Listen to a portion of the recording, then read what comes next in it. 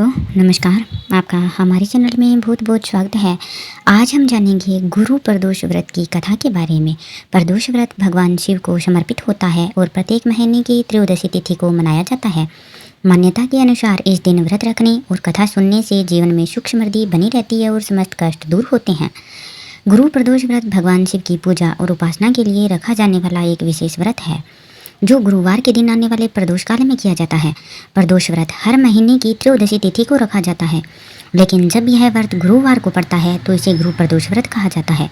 इस दिन भगवान शिव के साथ साथ बृहस्पति ग्रह की भी विशेष पूजा की जाती है। गुरु प्रदोष व्रत के दिन कथा का पाठ और सुनने का विशेष महत्व है।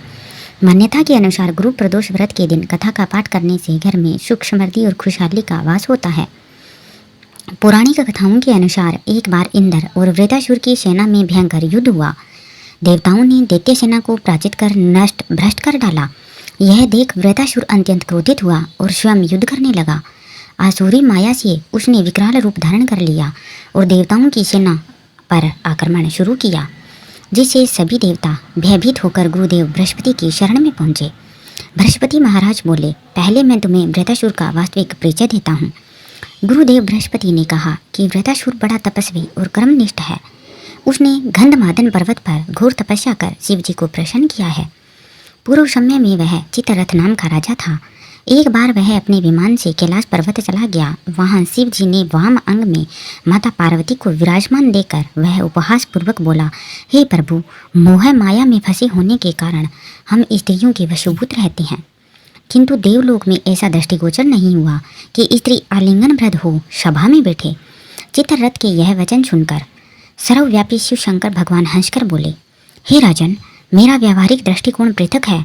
मैंने मृत्युदाता कालकूट महाविष का पान किया है, फिर भी तुम साधारण जन की भांति मेरा उपहास उड़ाते हो।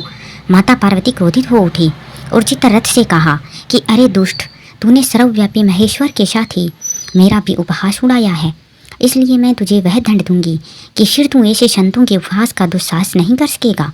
अब तू दैत्य स्वरूप धारण कर विमान से नीचे गिर, मैं तुझे श्राप देती हूँ। जगदम्बा भवानी के अभिशाप से चित्ररथ राक्षस योनि को प्राप्त हो गया और तपस्टा नामक ऋषि के श्रेष्ठ तप से उत्पन्न हो वृत्रासुर बना। गुरुदेव बृहस्पति आगे बोले, वृत्रासुर बाल्यकाल से ही शिव भक्त रहा है, अतः हे इंद्र, तुम बृहस्पति प्रदोष व्रत कर भगवान शंकर को प्रसन्न करो। देवराज ने गुरुदेव की आज्ञा का पालन कर बृहस्पति प्रदोष व्रत किया। गुरु प्रदोष व्रत के प्रताप से इंद्र ने शीघ्र ही वृत्रासुर पर विजय प्राप्त कर ली, जिसके बाद देवलोक में शांति छा गई। इस प्रकार गुरु प्रदोष व्रत की कथा अगर आपको अच्छी लगी हो तो कमेंट बॉक्स में हर हर महादेव अवश्य ही लिखिएगा और हमारे चैनल को सब्सक्राइब करना न भूलें। बहुत बहुत धन्यवाद।